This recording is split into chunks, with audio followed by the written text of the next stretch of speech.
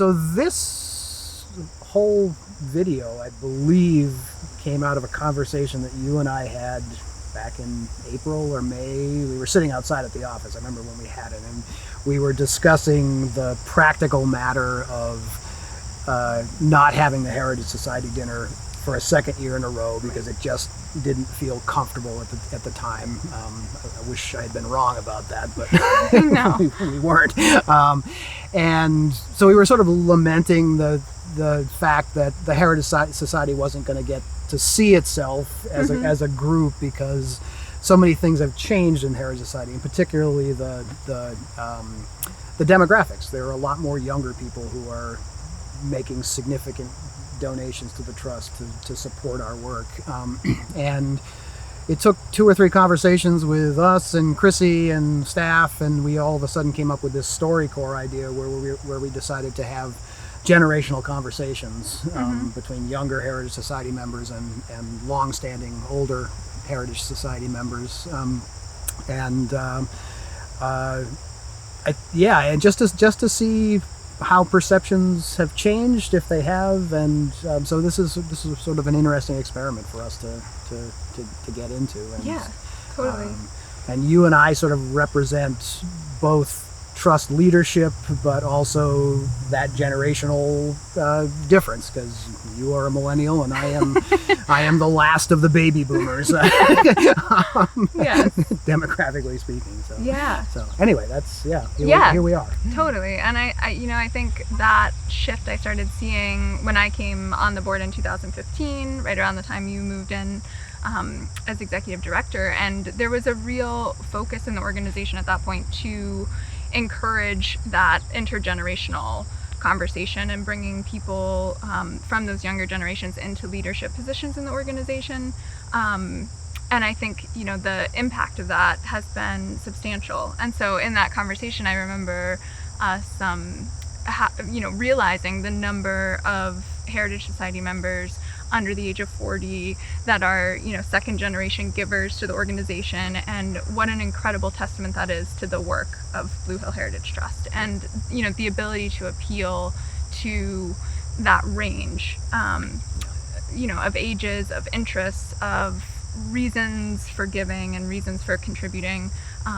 It's a really powerful message. And so it was amazingly fun to come up with the different pairings of people and the combinations, and so I'm really excited to see everybody be able to communicate together like that. I was involved in Maine conservation from starting in 1970, which was 15 years before Blue Hill Heritage Trust was formed. Because of my experience over those 15 years, I was asked early on in the history of the trust to come on the board, although not at the beginning.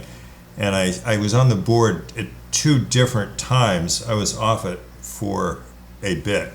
But I had been on the original staff of Maine Coast Heritage Trust, was very familiar with the conservation easement technique, and was familiar with protecting coastal land, particularly in this part of Maine, but all up and down the coast. I was also one of the just before Blue Hill Heritage Trust was formed. I was one of the founders of the Land Trust Exchange, which is now the Land Trust Alliance. So I was quite familiar with the birth of many land trusts and the growth of the land trust movement, and Blue Hill Heritage Trust played very much into that back in the mid-'80s. Did you grow up in Maine? No, I'm a transplanted summer person. I grew up in the summers in Brooklyn, Maine, but I really came from New York and Connecticut. I grew up here in Blue Hill, and I had many experiences just being out on the land that didn't have anything to do with the trust, and I think that's a really unique perspective because it just means that there was so many spaces that I wasn't aware of that were conserved or that were open land for me to be on as a kid. And so I became aware of the trust probably in college, late high school, college. And, you know, I would say that I was unaware of the trust for a very long time because the mountain was somewhere that I would hike, you know, when I was a kid. And my siblings would, you know, they grew up climbing the mountain. So, but my awareness came when I did one of the first internship cohorts here with the trust, with the previous lands manager. And we just had such a small and scrappy staff that I was very much a part of the organization from day one. And I kept coming back after that. I came to Maine originally in the I can go back quite a ways, in the 1940s, no less. And at the end of World War II, my father, who was a teacher at a school down in Greater Boston, came up to look for some land because we did have a mild family history with Blue Hill.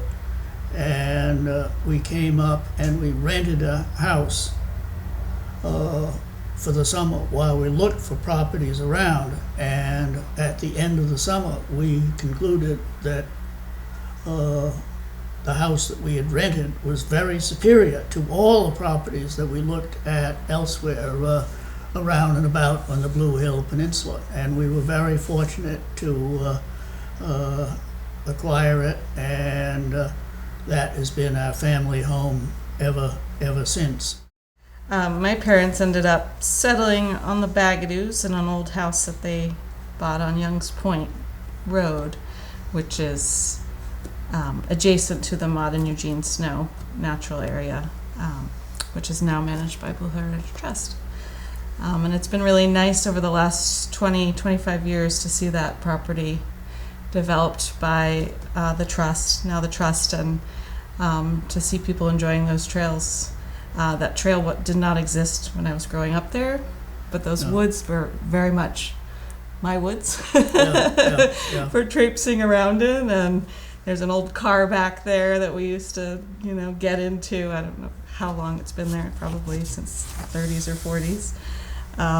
That we always had fun peeking around in, and it's really nice to see that property conserved, and great to live next door to something that's going to be stewarded and taken care of, in perpetuity. Yeah.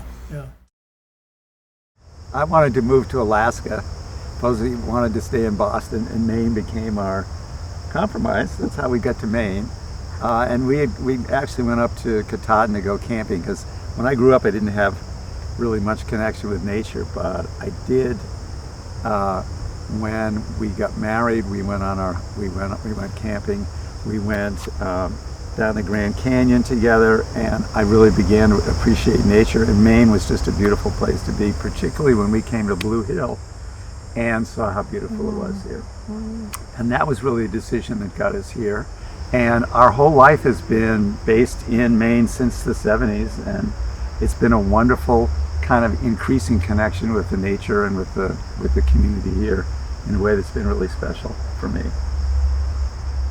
Well, I would ditto that, and I spent my whole youth on the water. That was my nature, doing a lot of racing in Marblehead, and I think Doug really introduced me to the woods. Our first date we spent walking around the woods besides listening to music and camping, and that's where I felt you belonged, in the woods.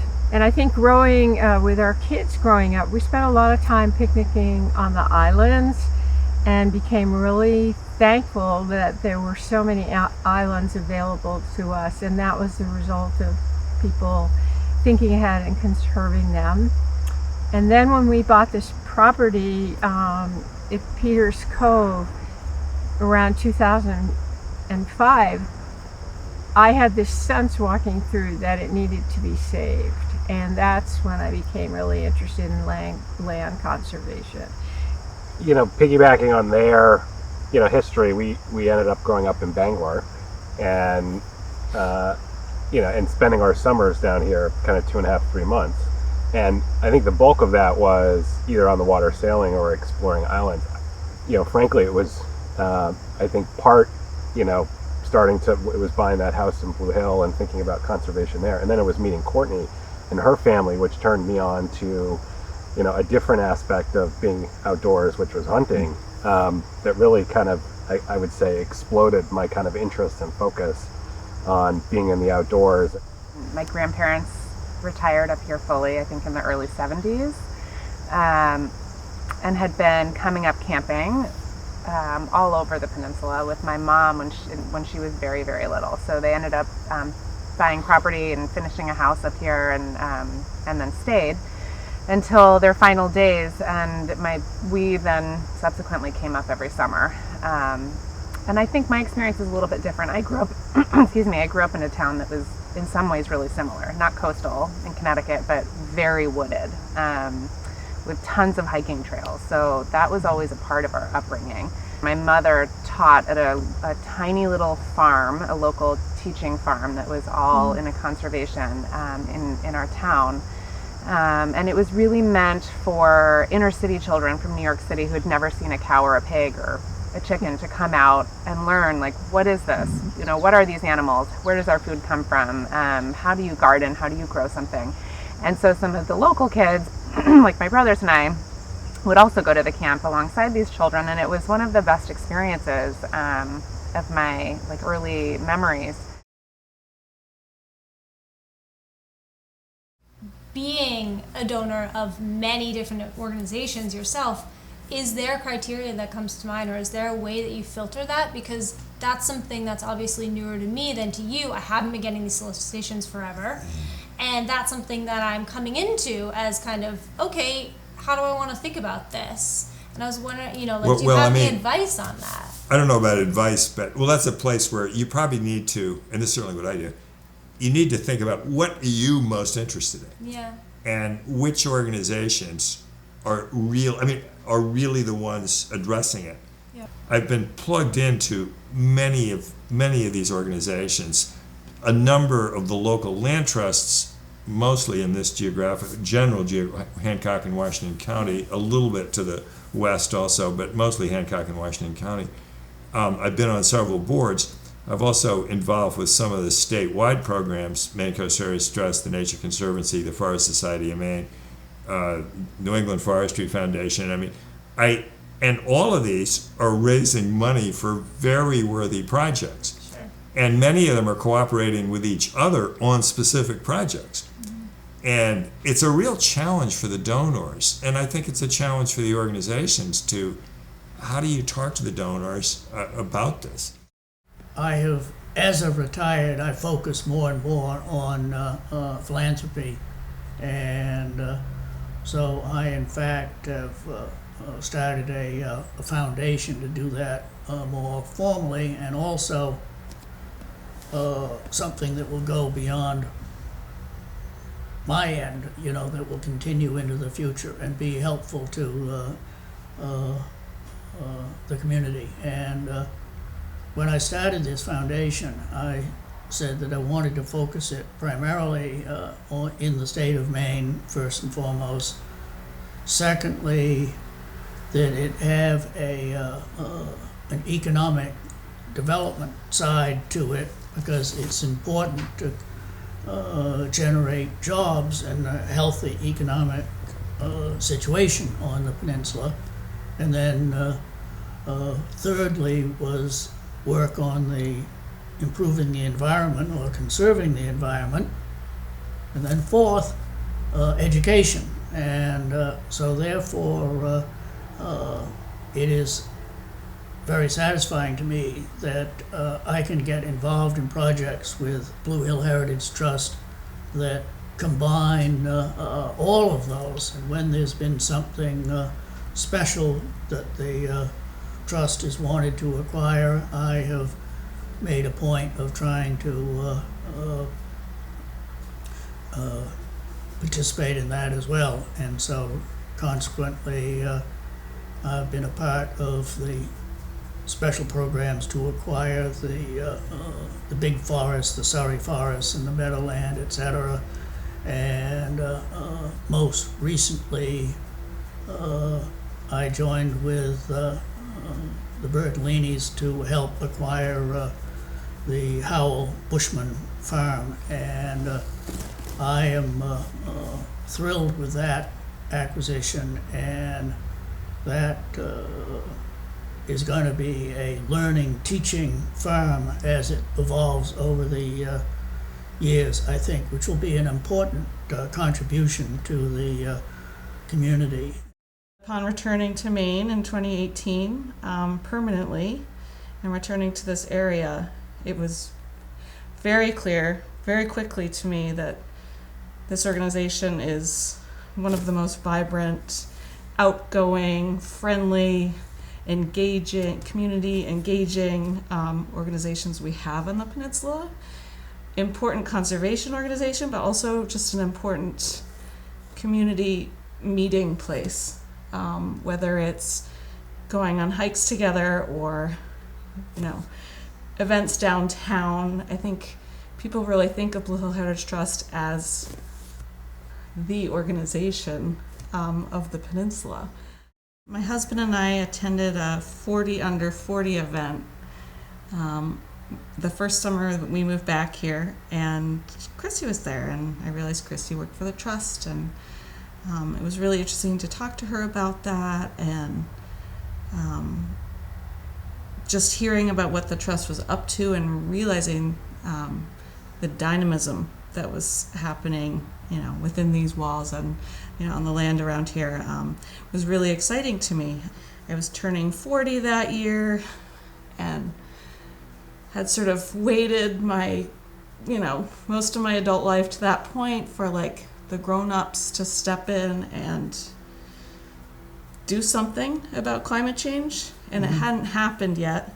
And I thought, well, geez, now I'm a grown-up. I've got to do something here. And here I am in my, in my hometown or my home peninsula, and I have these skills, and how can I use them? And so I had a series of really, really thoughtful conversations with Hans about that, which really also just brought me closer to the trust in a way. I've been out on the trails with the kids and everything, but also having that personal connection with Hans and Chrissy has been really meaningful for me. And I joined the Heritage Society last year for the first time. I'm so excited that I'm able to join at that level. I would say it's the only organization I'm supporting at that level currently. Good. And yeah, hope that there's plenty more of it. Yeah. Yeah, I mean, one of the things that I have been thinking about recently in the conversations we've been having around the Heritage Society and around donors and encouraging, expanding that donor base for the organization is really thinking about the reasons why I give. And I think, when I moved into a leadership position in the organization, it was very clear to me that also came with the responsibility to be a leader in our donor base. And the Heritage Society has been an incredible, foundation for the financial funding of this organization for decades. And so, I feel a real pride in being able to stand alongside these longtime donors and be able to rise to that level. I think it's reflective of my commitment to this work and to the organization. And I think I'm fortunate to get that insider perspective. I see the work happening in the office on a daily basis. I see the commitment at the board level and at the volunteer level. And I have no doubt in my mind that the substantial donation that I make is being immediately put to good use on the ground, and also in this, long range way. And I think that's sort of unique about giving to land conservation. You are giving for the immediate impact of operations on a daily basis, but you're also giving to this larger vision of shaping the landscape and the community for years to come. So it's important work.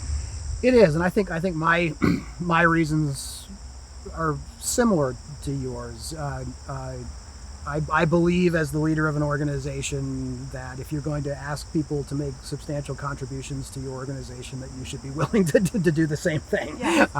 And that's just that sort of comes with the territory. The way that the trust and all this land impacts health, as a retired doc, what was wonderful was to see during the pandemic in particular how many people who had not been out walking in the woods with kids were out walking in the woods because it was a safe place to be. You were isolated, and it really, I think, for the first time for a lot of these families, showed them what we had here. A lot of local people, and this is true across the country, just don't take advantage of resources that they have in the community because they're into other things. And to have that in this town is really important for our overall health. Mental health, which I think was a huge issue through the pandemic. I mean, you could see kind of the beauty that was out there and how you were part of this, and it gave you a way to just forget about what was going on anywhere else and just getting into kind of being in nature, with nature. And then physically, people going up and down the mountain. That's how I get my exercise these days. When I'm busy, I just take an hour and go up and down Blue Hill or hike some of the other trails. And I think it has multiple kind of health benefits to all of us here. So I think it's one of the things that's kind of, it's not focused on, but it's a really important aspect of the trust work.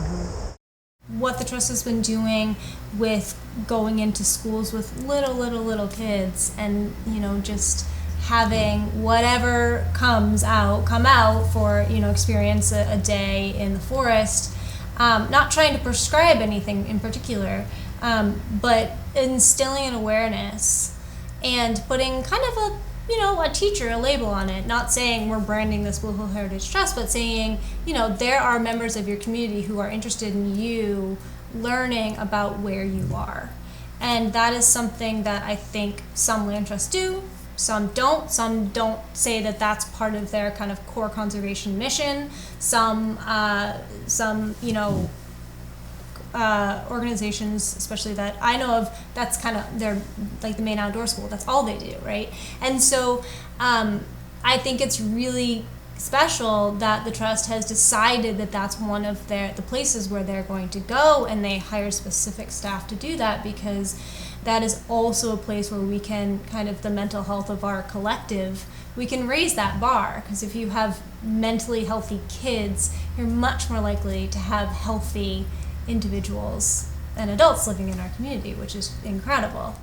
There's something meditative about the quiet, I find, and that's why I enjoy it so much. To me, in particular, in the hunting, and it's not the actual hunting. It's just being in the woods. And over the last year, with COVID, work from home, the ability to effectively explore every single kind of pond and stream, on the peninsula, to places that I've never been, learning about, who's there, what's from a habitat perspective, where's there interesting duck hunting, where's there good fishing. Just, it's been really eye-opening, frankly.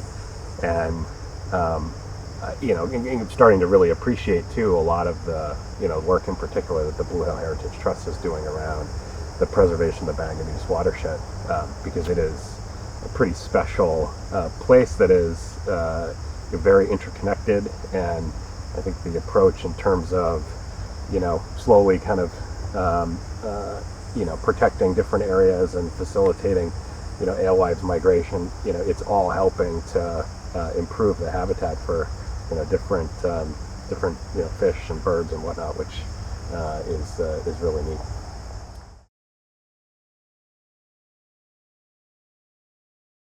It's been really awesome to see all the great work being done in our schools over the last year or two. I love that piece of it, the environmental education piece, and getting kids out in nature as early as possible, and appreciating not just big national parks that are flashy and exciting, but the beautiful small things that we have here too, and picking blueberries, or looking for lady slippers, and some of just those basic Maine spring summer activities, which I really missed after living away and love coming back to. My deepest hope is that my children all develop a really strong and long-lasting love of the outdoors. I think it was integral in our family, my family growing up, and it's certainly a big part of our collective family. Ooh, hi, Bea. And I think this is the perfect place to foster that. There's just, like we've all said, access to everything that you could possibly want out with the outdoors here. And you know, what I would love to see is each of them find their own passions and interests within that continuum, or on that continuum, and then be able to kind of maybe go in their own directions, be it on the water or in the woods or hunting, if you rope one of them in. And I think the bigger piece is that I hope that wherever they end up, they carry that with them. So if they are locked in an office setting, you know, for a chunk of their, you know, middle age or whatever, that they are able to come back here or to another place that, you know, has a similar feeling or resonates with them, and kind of ground themselves. To me, mental health is so important, obviously, with my own work, and I think that's a huge piece of what the Trust has offered to me and to the children in the last year and a half. And I think it's amazing that the Blue Hill Heritage Trust has made this transition to make that kind of experience for children, where it's just engaging them in a very different way than when you grew up. It was just going out and hiking. And now the sort of educational component and how it's done to excite the kids. Yeah. Well, and it seems to really permeate the community. It's not just solely targeted at people who are looking for it. I think it's out there and people know about it and can kind of pick and choose, which is great. I think part of it is protecting land and open spaces, preventing development, educating kids, and frankly educating adults as well, retirees and stuff that move up here. I don't think have an appreciation for the rich history that Maine has for things like permissive trespass, and there may be generations of hunters or recreationalists who have been spending time on your property responsibly, you know, going through a stream or a pond or fishing or whatever it may be, and understanding the importance of that to community. And you know, I think that was one of the things that was eye-opening for us when my parents bought our property. You know, in the early days, it was like, oh, they're deer hunters here. You know, there are families that have been hunting this property for generations, who have been putting, you know, a tree stand in this, you know, large tree in the field for generations, and you know, going through the process of, well, do we want to post our property? Are we okay with that? Are we not? And really having to think about, you know, what this property means not only to us as, you know, the family that owns it, but also to the broader community, ultimately saying, you know what, you know, as long as it's happening in a responsible way, and you know, we understand kind of who's here and when they're here, you know, this is absolutely something that, you know, we should support and should continue. And I hope that you know, as people kind of move up here who are from away, you know, they go through that type of an internal dialogue in thinking about the property that they're buying as well, so that you really can, as a collective, have a much larger, you know, universe of property to enjoy than just kind of finite open spaces preserved by, you know, land trusts and the like. And I think that kind of attitude and kind of culture is absolutely critical as well, and that's part of the educational element. It's just kind of instilling that sense of community and shared vision and cause in all of it. We have a lot of people who are part of the organization on a regular basis who do good thought work, but then every year we get a new crop of interns, and this year was our fifth sort of formal participants in the intern program, and it's really been it's been surprising to me how every year for 5 years we have attracted an increasingly passionate and knowledgeable and energetic pair of interns who come in and do more and more work, and more meaningful work for the organization. They always get to lug gravel and cut brush and do that kind of stuff, but the way that the program has allowed them to bring something of themselves, not just their physical work, but their mental work to the organization, that we are attracting the kind of people that can do that is great, and that the organization has enough capacity to allow for that to happen has really been great. Totally. And I think that that's a real testament to the dynamic of the organization shifting over that time too.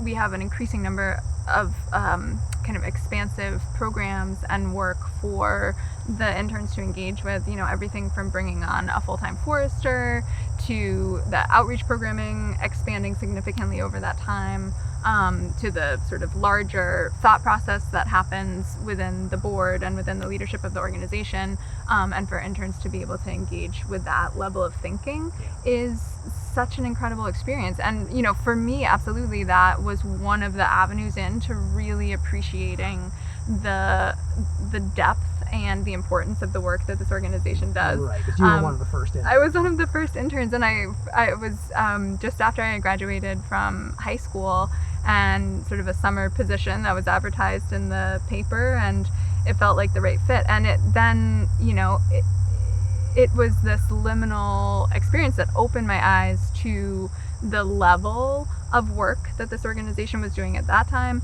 the importance of conserving these pieces of land, the amount of work that goes into maintaining, that level of impact in the community. And it totally shifted my track in focusing more on environmental science in my academic studies, in wanting to come back to this place because I'd gained a greater appreciation of it through that work. There's no question that it shaped me as an individual. Yeah. And then, I'm really proud of the track from going, intern to helping out part-time as a staff member years ago, to joining as a board member, to becoming a Heritage Society member. That is the sort of ultimate transition within an individual in the organization. And I feel so incredibly fortunate to have had opportunities to engage with every level of the organization in that way. And I feel like I have this depth of understanding of what it takes to make it happen, and there's a lot that goes into it. So that's another interesting part of the intern program that we haven't talked about is there are very, very, very few schools, colleges that even teach a course about nonprofit conservation work. Yeah. And what it means and how it's done, and so we're talking about training the next generation of kids who care about the land, but also training the next generation of people who know how to do this work is really important as well. So I feel like we are, and it's one of the reasons why we spend so much time trying to give the interns as broad a perspective on our organization as possible, so that they can see all the work that goes into doing the stuff that we do. Yeah, one of the things that people are doing when they support Blue Hill Heritage Trust is supporting a group of people who are doing some really good thinking, and really working on challenges that are necessary to figure out. And we have collected a real pool of talent, which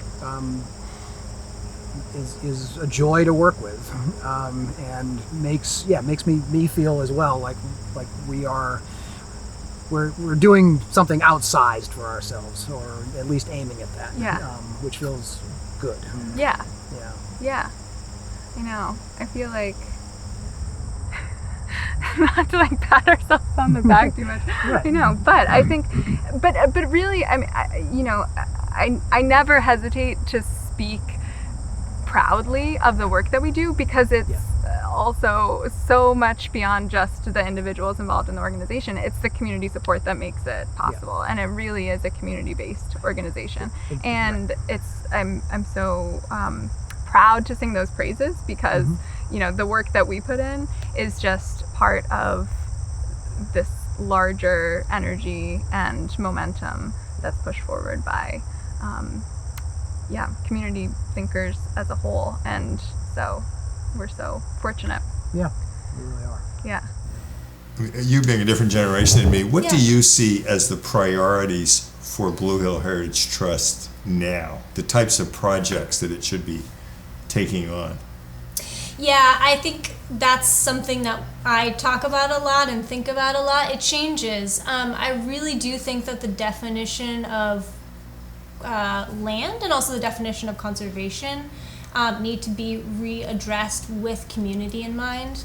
I think the sense of when someone says conservation to a 20-year-old, they're thinking land locked up with no access or with restricted access. And that's not the point. And so the definitions of things, I think, are kind of the biggest hurdle we would like to maybe get, or I would like to see us overcome, and that comes with education and outreach. So I think before saying wetlands are a priority or wildlife corridors or climate change, we need to say, okay, what does conservation mean, and need to put like a positive idea in people's brains about it. It can only be incredibly beneficial. It doesn't come with these kind of negative downsides that we think about when we think about the word conservation a lot of the time.